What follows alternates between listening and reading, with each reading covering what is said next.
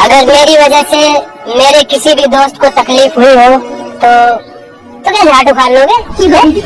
उखाड़ लो, लड़ नहीं डर रहा तुमसे।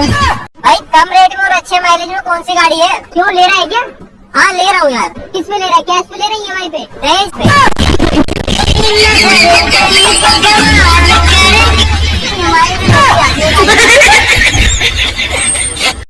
प्राइवेट स्कूल के बच्चे, oh wow monkey sleeping don't disturb.